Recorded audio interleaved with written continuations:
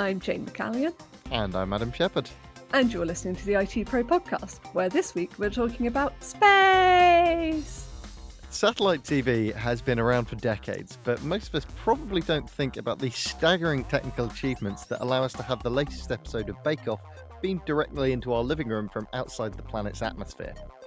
Even aside from the satellites themselves, there's a vast amount of network administration, load balancing, failover management, and other critical support that goes into keeping these services up and running, on top of the regular IT concerns faced by any business. To find out more about the technical challenges involved in maintaining a satellite TV network, we're joined this week by Peter Simpson, CTO of Freesat. Peter, thanks for coming on. My pleasure. Good to meet you both. So, Peter, for our non-UK listeners, can you tell us a bit about what Freesat does and your role at the company? Sure. So Freesat is a satellite TV service. We have over 170 channels on air. So it's TV, radio, as well as popular on-demand services. I think we have about 10 high-definition services with that. We have that delivered via a set-top box, and we deliver that to TVs as well. We've got our headquarters in central London in Fitzrovia. Our major shareholders are the BBC and ITV. And we're quite a small dynamic company over the last 10 to 12 years of our life. We're around about 60 people now, half of which are technology, and it's sort of ebbed and flowed plus or minus 10, 20 from that number. So given you're a small and dynamic company, what does your infrastructure look like? Is it fairly traditional, or does it require a bit more specialised technical equipment and expertise?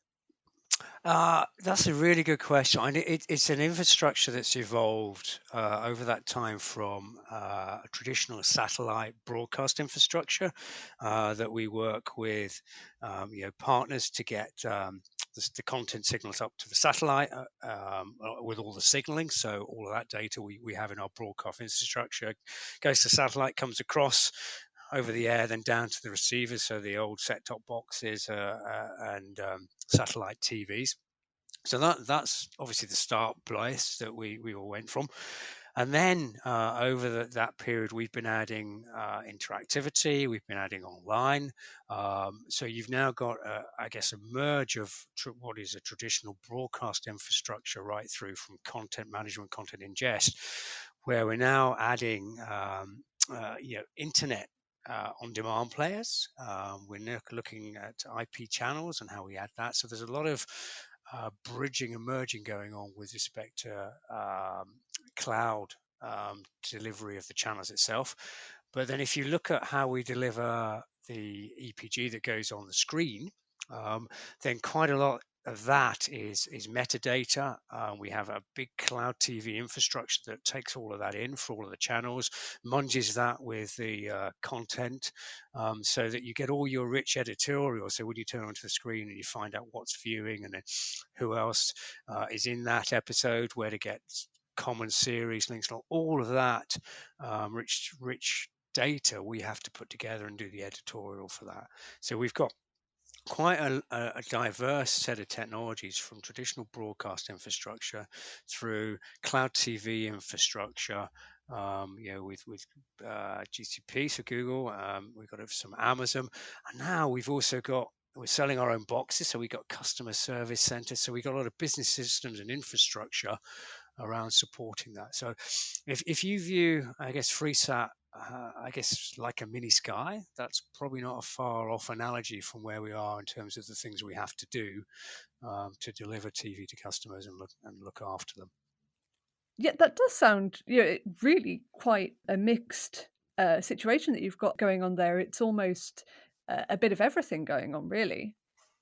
Yeah, that's right, and that's with the smallish team, we obviously keep a few experts inside, but we have to work very dynamically and flexibly with keeping the brights and the brains inside, and flex outsource with a lot of key partners that have been with us for quite a long time, but also as we move into this more hybrid and internet TV delivery system, new partners coming on that we have to work with. So we work very nimbly and agilely with these partners, to execute the business, basically. Now, Peter, consumer satellite TV isn't all that you do. Can you tell us a little bit more about Freesat's B2B business? Yeah, we have built ourselves a platform here to deliver the service that we currently deliver in the UK, and that's from the play out right through to the metadata ingestion platform, which we call Metaphor. Um, and then we have the set-top box and a client as well. So we have a sort of an end-to-end system, or a platform that we call it Freesat as a platform. Mm. And that bits of that we've rolled out or done work for operators in Spain with Cellnex and RT in Ireland or Salvio, where we've helped them using our infrastructure to deliver their TV service. And both of them have been slightly different, from one where I think we've hosted and another where they've built it with us training and bringing them up to speed. Well, fundamentally, it's the Metaphor content management and ingestion system that's enabled their TV services that you see. And as we sort of grow more and more, um, we have a sort of a plan to copy and paste all of that technology in that platform that we do in the UK, and grow a B2B presence internationally. And we're interested in doing that because if you look at where TV is in the market right now, and you look at where public service broadcast is and how it's trying to compete with the pay TV providers, and then the onslaught that's coming in from the OTT domains, Mm. the Netflixes, the Googles, the Amazons. We've just created a solution that puts all the best bits together into a seamless experience. So by taking that and helping some of our free TV alliance partners, over in Germany and France and Spain and Italy, we can help public service broadcast maintain that rich experience and hold its own, in an ever increasing and changing world. That's a far more international business, really, than I realised. Freesat I always think of as being very much a UK company, but there's a lot of Mm. partnerships going on there. There are, and we are, and to be fair, and again, 95% of our work today is in the UK, and yeah, that's the market we have to perform in best. We've got ITV and BBC. We need to keep very, very happy as our shareholders to make sure that we give them the prominence. That's all written into Mm. our way of working, so that we can deliver them on the front screen, keeping them up there, making sure that they are there with the likes of Netflix. And you'll see this, because this will go out in the new year. We'll be launching Amazon just before Christmas. We've got YouTube on there as well. So you see, in one place, you've got all of these rich OTT apps. You've got all the on-demand apps such as iPlayer, ITV Hub, for etc. All in one place, on one screen, in one HDMI socket. So it means that it's very easy for us to then manage and control them and keep that viewing experience centered. So we have to do that best in the UK first, in a very, very dynamic and changing world. And some of that's quite recent. So all of the addition of the OTT players is pretty recent. Launching this year with that on our set top. So that's the next phase of I guess our international aspirations, is how do we add that into the mix so that we can now move the dial for the broadcasters internationally, so that they've not got just the best of their own national broadcasters in there, but they've got the OTT partners in there, and they've got their on-demand partners, because that's the sort of secret sauce, is the sum of all of those parts mixed together with the metadata and then wrapped in an overall experience. So to give you an example of that, when we do a search, for example, we do it cross-platform, so that we can enable promotions from some of our content providers, some of the OTT partners, but again, BBC and ITV, so Mm. that the user has uh, a, a complete wrap of recommendations that come back as that search, versus just siloed searches from each of these individual apps and Mm. experience. Mm. So that managing that metadata and all of these different libraries and making sure that all of these systems talk to one another in the way that they need to deliver that must be a mammoth task from a data management perspective. How have you approached kind of that challenge particularly? Um, it's one that's evolved. I think the history of it before I joined was the guys within the company had the germ of the idea 5 6 years ago of Metaphor and creating that engine that enabled us to wrap the metadata around our content. So we built a system first of all that lit up our UK services, and that gave us a framework and a platform to look at copy and paste and take elsewhere to sell next, etc. We had some plans for that, working with GCP. So a lot of it's in GCP. Mm, We worked very closely with a key partner at the time that helped us build that. With helped us define some of the architecture, but also provide us some pretty smart guns for hire to help us build that infrastructure. That then, I guess, if we say 3 4 years ago, was the first real live incarnation. From then, Cellnex came about a year or so after that. If we look at where we are now, it's evolving that whole platform and making it, I guess, much more scalable for not just the addition of a lot more applications and UK services and content to come in, but when we do that copy and paste internationally, we can give customers the option of taking either a hosted solution, as we do with one of the partners we have, or if they want to build it themselves, that they can do that. So that data framework right now is fairly liftable because it's in Google and Amazon, and we've done it. But making sure it's turnkey so we can do it without having to make massive projects is the area we're now looking at. So we're using, I guess, this bit of quiet time during COVID to just make sure that we can roll it out to many effectively without having lots and lots of great big individual projects. We're going to take a quick break now, but when we come back, we're going to talk more about some of the more modern technologies involved in running a satellite TV network. see you after the break.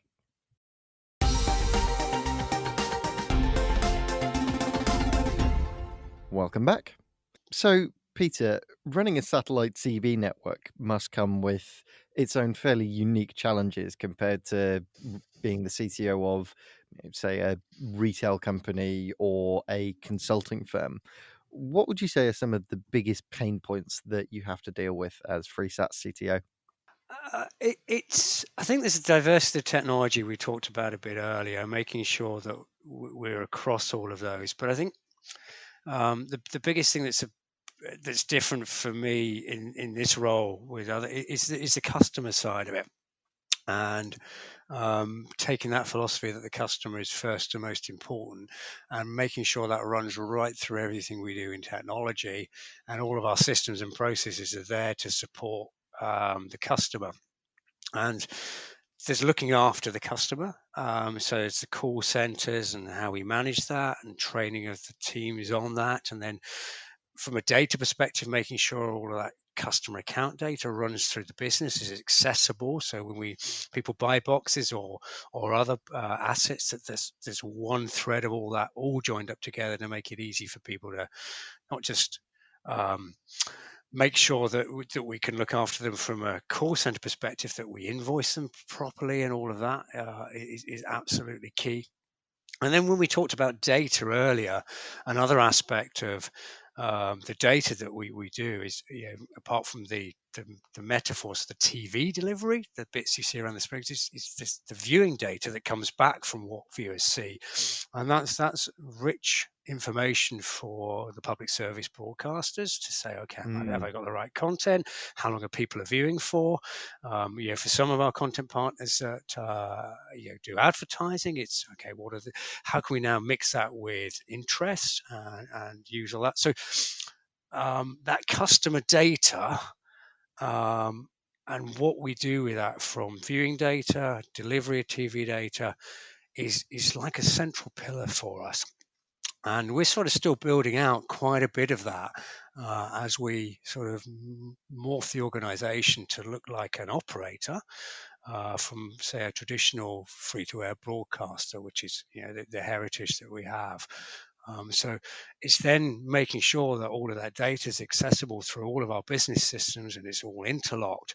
So we've got an enterprise architecture and framework and strategy that tie all those business systems together, linked to customer data. We've got a TV architecture and framework that goes on to make sure we can deliver stuff, and that's a client server framework. Remember, we've got boxes, we've got TVs, and then um, we've got to do things like search and recommendations and home screen editorial in the cloud, content ingestion and management. So you've got a two-way pipe all going through this architecture.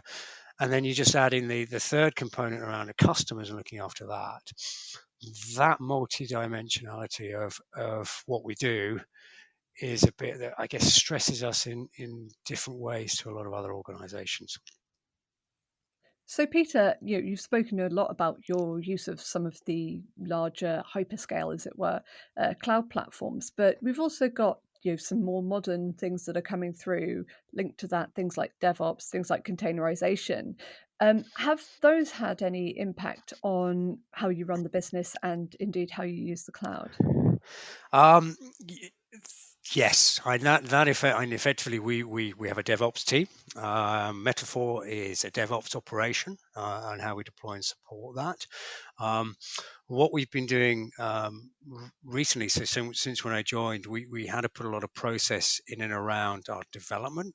We've now bolstered the team with some strategic hires to put some discipline in our project and process management. Also, in and around our sort of development philosophy with predominantly on product development with the cloud is a lot of agile, so continuous improvement, continuous development. So we've got work streams going on with that. So we've got a couple of our key projects now working into that methodology for our core product development, and we're just even as we speak wrapping in our DevOps team. So there's just one continuous pipeline through the business, so that we try and move away from some of the big releases that we've had to do.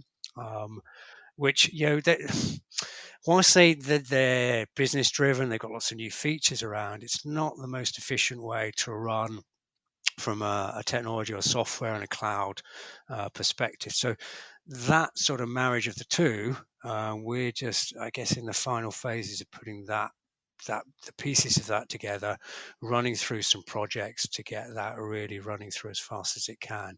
And to give you an example, this big release we've got coming just before Christmas on the set top, it's got a load of back end changes as well. It's been a major release, been 6 to 9 months in the gestation, and there's a lot of pieces that have to come together to do that, including final acceptance testing. Where we'd like to be 6 months to a year from now is that we've just got a load of continued improvement that goes on the client, that goes into the back end, that we look in our business systems, and we're running our whole operation across all of the bits I talked about, from customer through back end and enterprise and business systems and services, in a much more agile way of doing things, with DevOps being quite central in that. Yeah. And I suppose that must, help, like you say, with customer acceptance. I think all of us are familiar with social media platforms that may remain anonymous but begin with F, launching sudden kind of big launches, and your entire interface has changed and everybody hates it at first. Right. So does DevOps help combat against that kind of It, potential kickback? it does. I know. Obviously, we have to make sure from our product managers that they're making sure that there's an evolution that's going on in the product requirements that get that.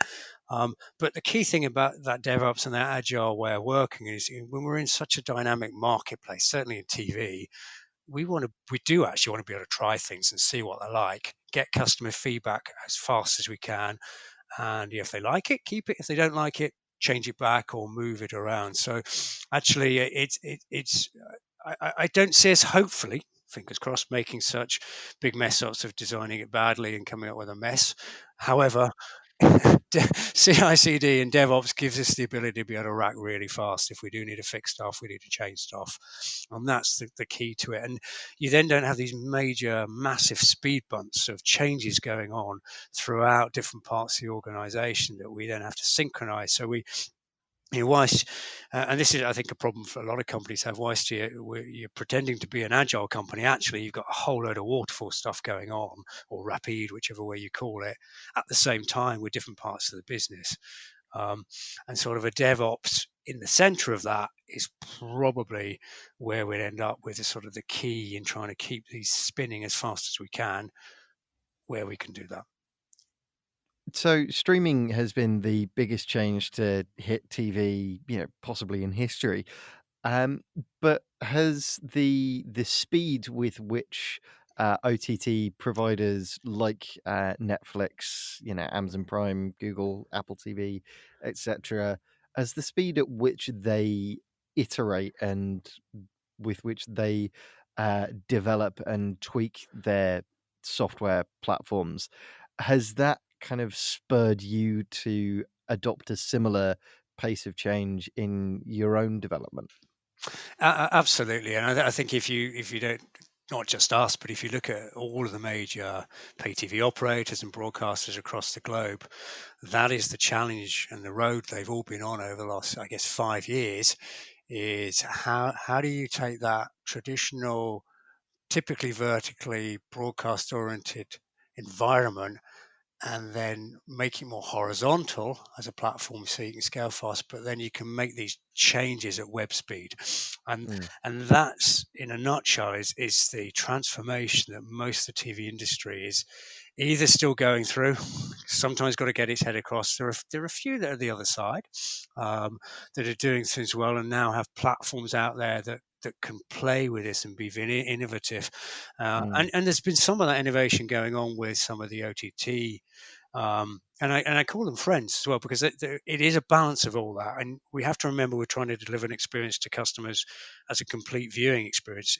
If customers want to view that, then we're trying to package that in the best way and keep everyone happy. I think a lot of people, to start with streaming, said, well, that's eating our lunch, we won't let it. But people wanted to go there anyway. So you're not going to stop that consumer appetite.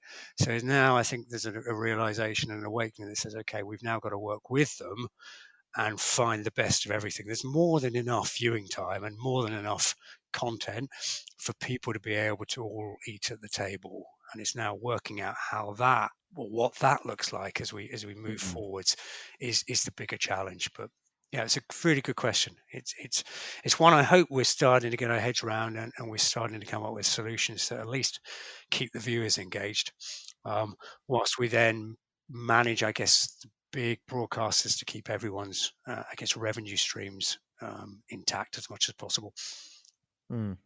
So, Peter, what is your biggest priority then going forward from a technical perspective? And the fundamental priority we have within the team is to keep our promises, and that's deliver on time, deliver on quality, and deliver on costs. As a business, I think sometimes the tech teams can get a little bit decoupled from what we're there for, and that's really to enable the business to hit its numbers, make its money, and if we're late on projects, if we don't have the right performance, if we're over budget, that dramatically impacts how well the business does. So, that's certainly been my key focus as I come into the business, is getting us to keep our promises.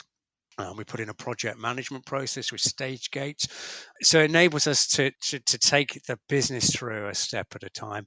But it also enables us to put in those checks and those holds to make sure that, okay, have we got the right quality? Have we got the right level? Are the business happy with where we are? So we're in a much more, I guess, proactive way of working with the business about the core priorities for the business and how tech and our role in those priorities in terms of making the business successful.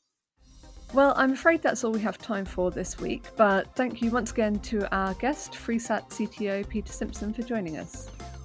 Thanks, it's been a pleasure. You can find out more about all the topics we've spoken about today in the show notes. And if you've enjoyed this week's episode, don't forget to share it on social media. You can also follow us on Facebook, Twitter, and LinkedIn. We'll see you next week for more IT Insight, but until then, goodbye. Bye.